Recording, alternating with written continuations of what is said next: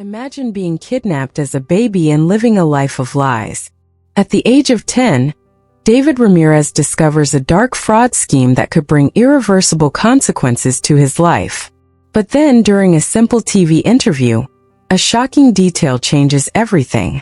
Want to know what happened next? Stay with us to uncover this real and thrilling story that defies all expectations. David Ramirez had no idea how drastically his life would change on that fateful day. He was just a baby when he was kidnapped, but the consequences of that wicked act reverberated throughout his life. Elizabeth Ramirez and her husband Marcos lived in a quiet neighborhood and had a happy life.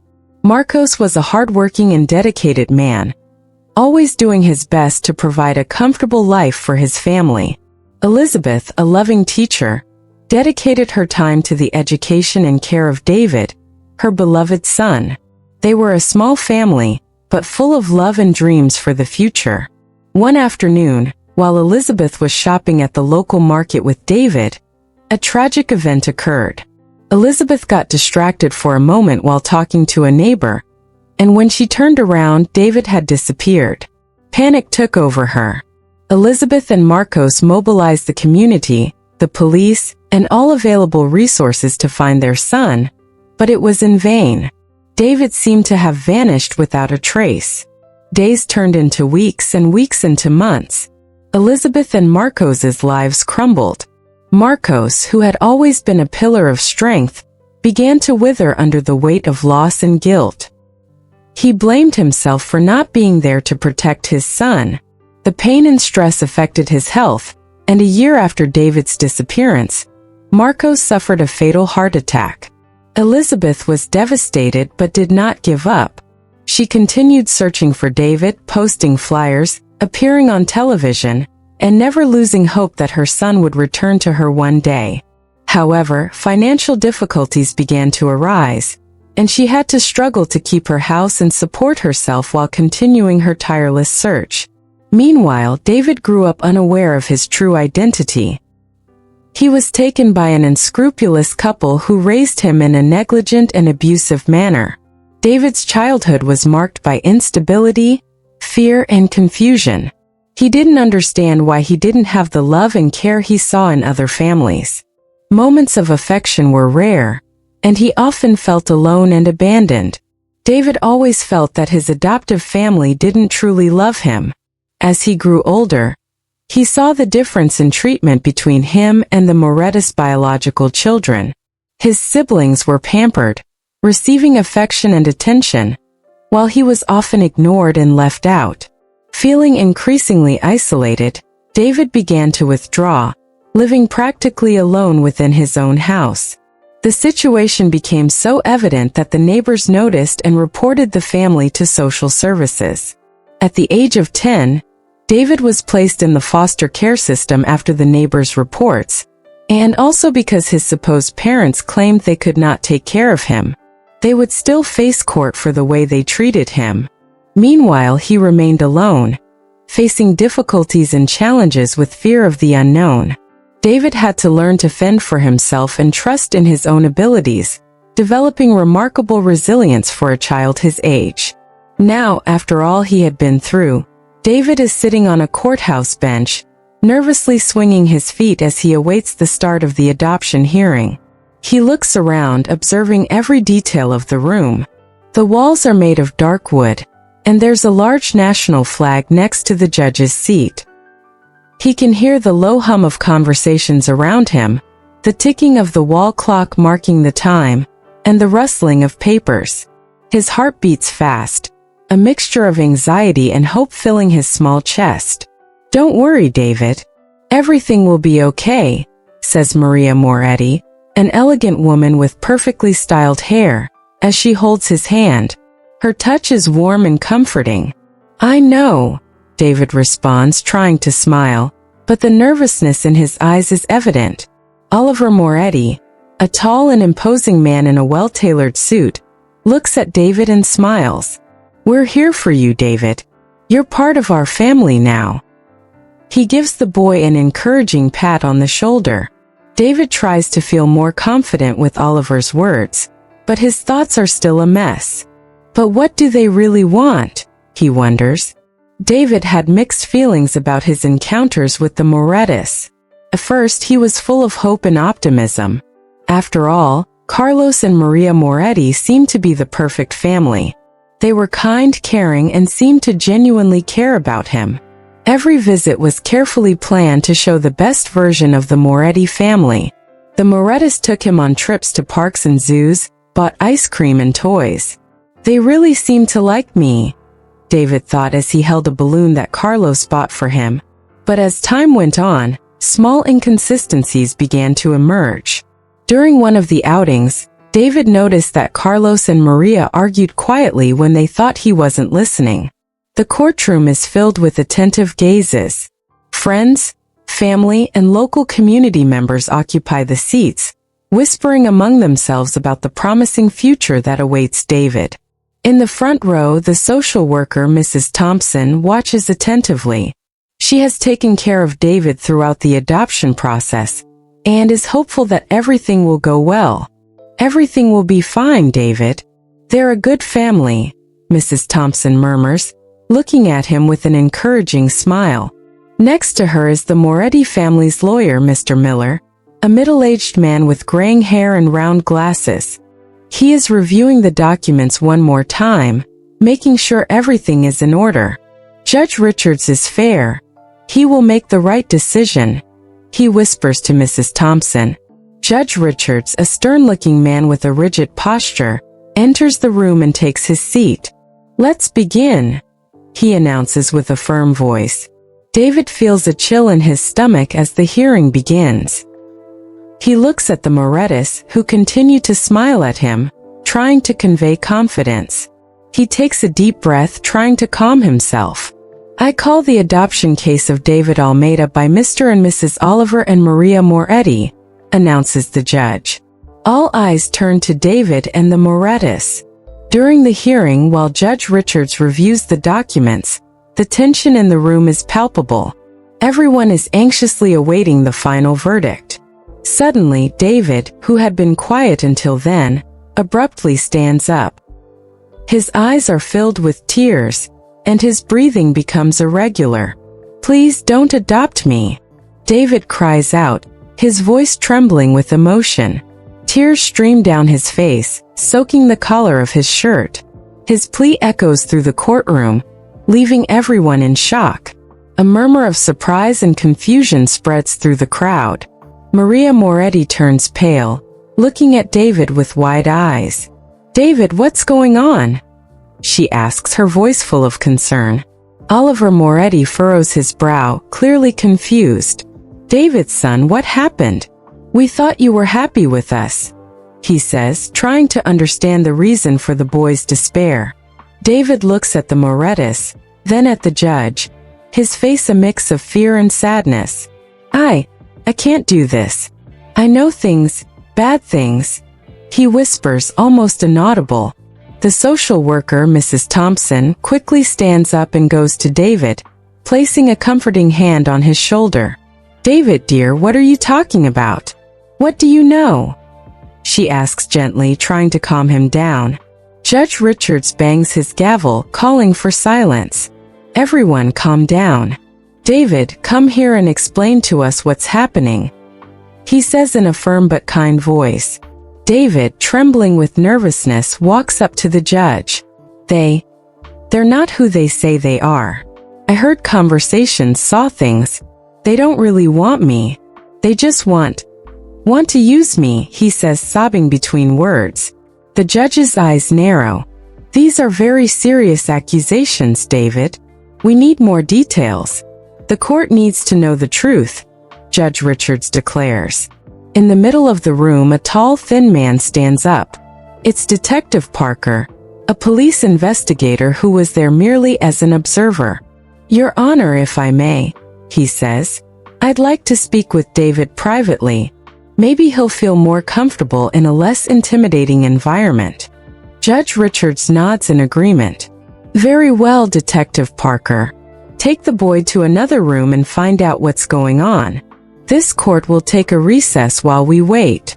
David looks at Detective Parker with a mix of hope and fear. Come on, David. You're safe with me. We'll get this sorted out, the detective says, guiding him gently out of the courtroom. As they leave, Maria and Oliver Moretti exchange worried glances. Mrs. Thompson sits back down, her brow furrowed in deep concern. Everyone in the room remains silent, the tension growing even more as they await the return of David and Detective Parker. Inside a private room, Detective Parker kneels beside David. David, you can tell me everything. You don't need to be afraid. I'm here to help, he says in a calm, encouraging voice. David takes a deep breath, trying to steady himself. I heard them talking about a plan, Detective. They want to adopt me to look good, but actually they're involved in bad things. Money. I don't know all the details, but I know I'm not safe with them, David confesses, his body shaking. Detective Parker listens carefully, his expressions growing more serious. Thank you for telling me this, David. I will make sure this is investigated. For now, you will be safe, he promises. Back in the courtroom, Detective Parker approaches Judge Richards and whispers something in his ear. Judge Richards nods, then looks at the crowded room. This hearing will be adjourned until we can investigate these new allegations. Thank you all for your patience, he announces. David, trying to make himself heard by everyone present, insists he has more to say. Please, I need to tell everything now, he says, his voice trembling but determined. Detective Parker and Judge Richards exchange looks, sensing the urgency in the boy's voice. All right, David, Judge Richards says in a firm but encouraging tone. Tell us everything you know. David takes a deep breath, the tears still streaming down his face, but now with clear determination in his eyes. I heard the Morettis talking about a plan. A very bad plan. They want to use me for a financial fraud scheme. He begins, his voice faltering momentarily. The courtroom falls into absolute silence, all eyes fixed on David. The boy continues, feeling the weight of the responsibility of his words. They were talking about life insurance. They want to adopt me to make an insurance policy in my name. Then they would do something to me to get the money.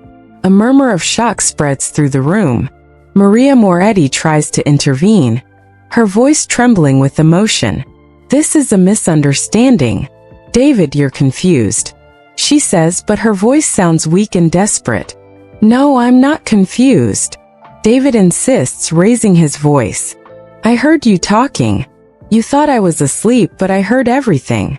Mr. Moretti said they needed the money to cover debts, and that I was the perfect solution.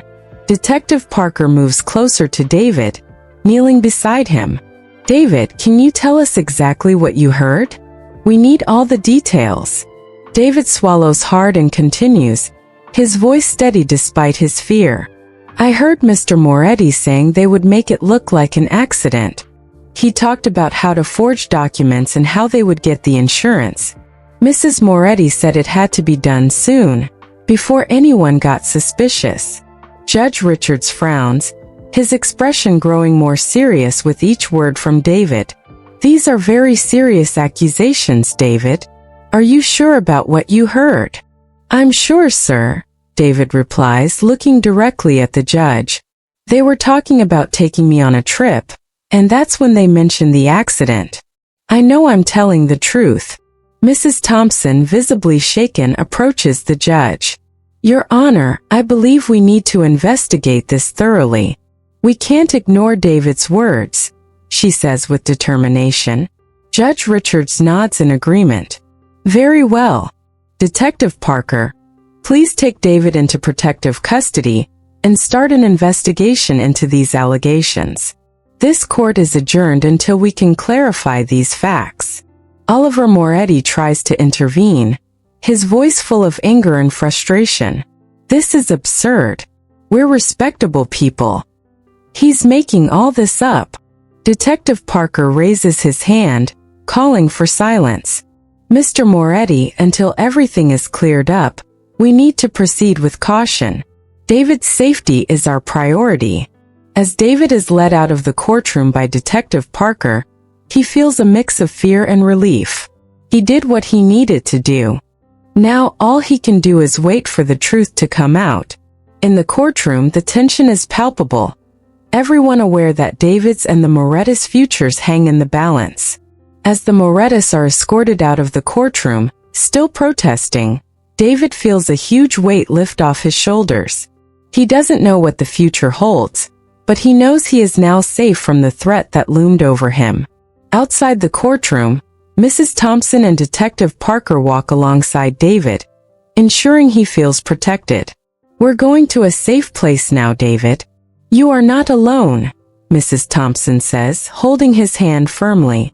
Parker's superior agreed, and a team was quickly assembled to move forward with the investigation. Meanwhile, David was placed in a secure location under constant supervision to ensure his safety. The news of the investigation into the Morettus spread rapidly, drawing media attention and public interest. Reporters flocked to the courthouse, eager to uncover more details about the shocking case. In the days that followed, Detective Parker and his team worked tirelessly, interviewing witnesses, collecting further evidence, and piecing together the Morettus financial transactions. The more they uncovered, the clearer it became that David's accusations were valid. During one crucial interview, a former associate of Carlos Moretti came forward, revealing that Carlos had been involved in several fraudulent schemes in the past. This associate provided detailed accounts of how Carlos manipulated insurance policies for financial gain, further solidifying the case against him. With mounting evidence, Parker knew it was time to confront the Morettus. A warrant was issued for their arrest, and they were taken into custody, facing multiple charges including fraud, conspiracy, and child endangerment.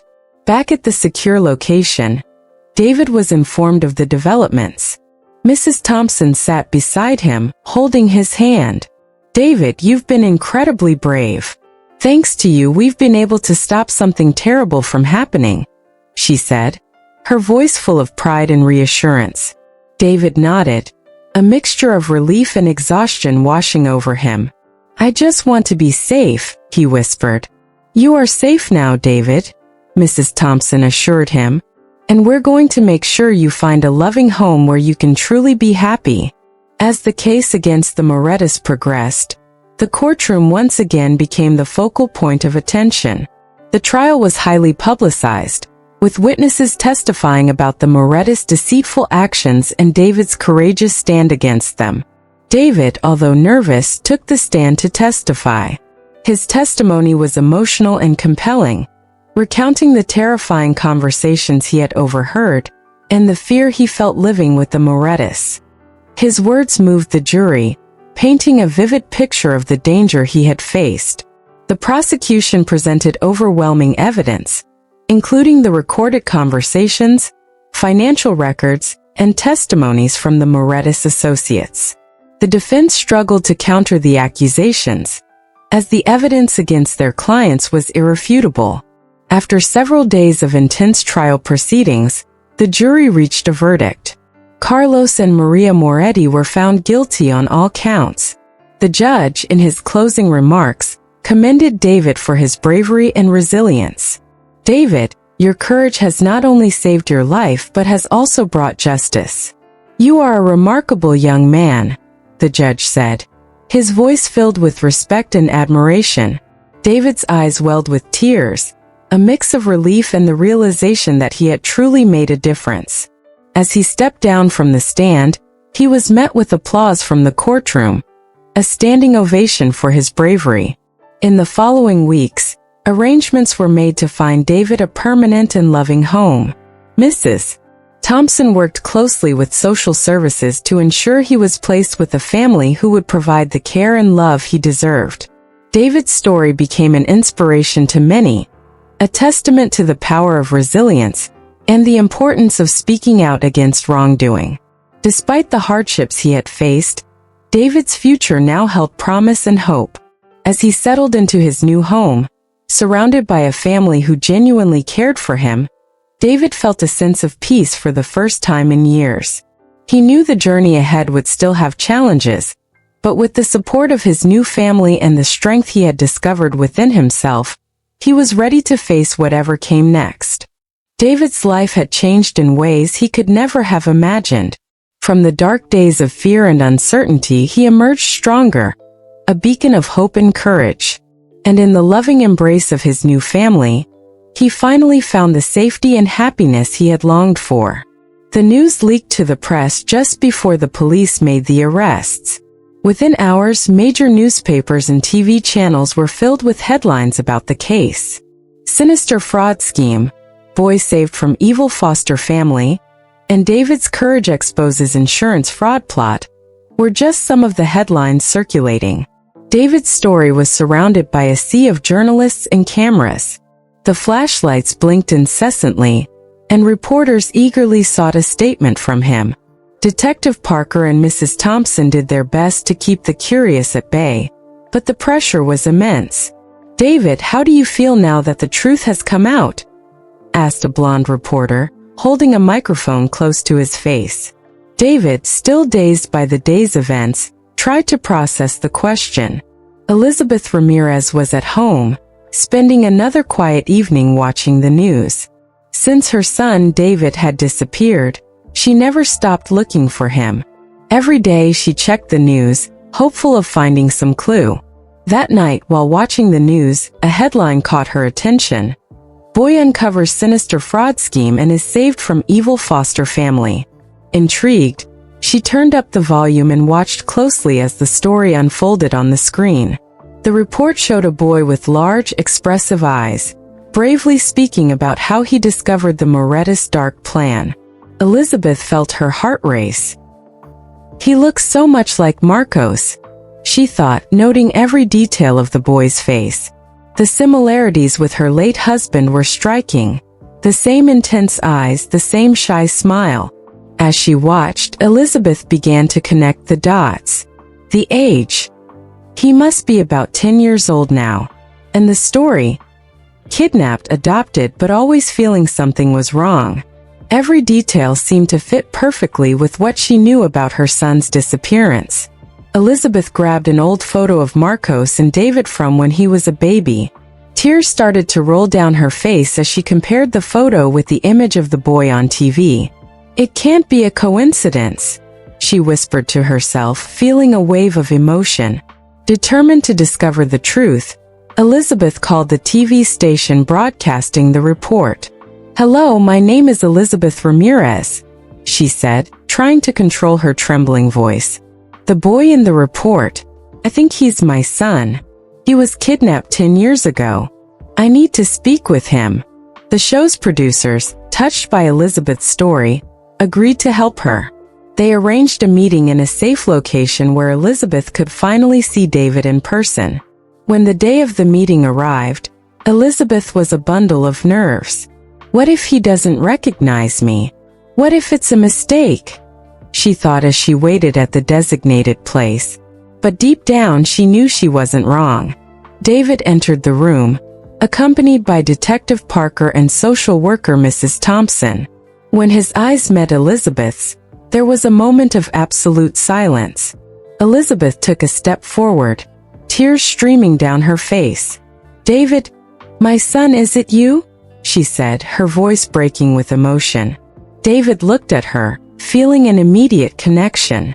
"Mom," he whispered, his own voice trembling. He ran into her arms, feeling a warmth and love he had never experienced before. Elizabeth held him tightly, feeling relief and happiness flood her heart. "I always knew I would find you. I never stopped looking for you," she said, kissing his head repeatedly. David felt the tears streaming down his face, but this time they were tears of joy. "I missed you so much," he said, feeling finally complete. Elizabeth held David tightly, feeling her lost son finally in her arms. "We will never be apart again, David. I will protect and love you for the rest of my life," she promised. David pulled back slightly to look at her, his eyes still shining with tears. "I love you, Mom," he whispered, feeling an overwhelming happiness. In that moment, David knew that despite all the suffering and hardships, He had found his true home. And with his mother by his side, he could finally start living the life he had always wanted. David, now identified as David Ramirez, sat in the living room of his biological mother Elizabeth's home. The house was cozy, decorated with family photos and memories of happier times. David looked at the photos on the wall, recognizing some faces and struggling to remember others. "These are your aunts and cousins," said Elizabeth, pointing to a photo of a family gathering. "They're very excited to meet you. We always believed you would come back to us one day." David looked at the photos, feeling a mixture of joy and nervousness. "I can hardly believe I have a family," he said, his voice soft. "I spent so much time feeling alone." Elizabeth sat beside him and put an arm around his shoulders. "You were never alone, David. I never stopped looking for you. And now that I've found you, we will never be apart again," she said firmly and lovingly. David felt tears welling up in his eyes, but this time they were tears of happiness. "Thank you, Mom. I love you," he whispered, feeling finally at peace. The following days were a whirlwind of emotions and discoveries. David met his new school, where he was warmly welcomed by classmates and teachers. He quickly made friends and adapted to the environment, feeling more secure and confident each day. At home, Elizabeth and David spent hours talking, sharing stories and catching up on lost time. Elizabeth told David about his father, who passed away shortly after the kidnapping. She showed him letters and diaries, helping him build a picture of the man he never had the chance to meet. "Your father was a good man, David. He loved you more than anything. He always believed that one day you would come back to us," said Elizabeth, her eyes full of longing. David carefully held one of the letters, feeling a deep connection with the father he never knew. "I wish I had known him, but I'm happy to have you," he replied, smiling at his mother. The media continued to follow David's story, but now the narrative was one of hope and resilience. In an interview, David spoke about his journey, emphasizing the importance of courage and seeking the truth. "No matter how difficult the situation, we should never give up. The truth always prevails and justice will be done," said David, looking directly at the camera. "My story is proof of that. I found my family and my happiness because I had the courage to speak the truth." Elizabeth, sitting beside David during the interview, squeezed his hand tightly. "I am so proud of you, David.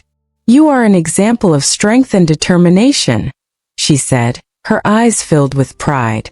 David's story inspired many, showing that even in the toughest situations, truth and justice prevail.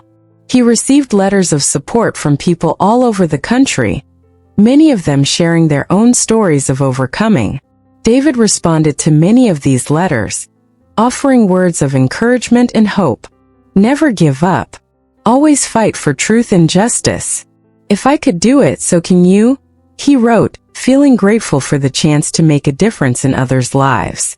As time passed, David adjusted more and more to his new life.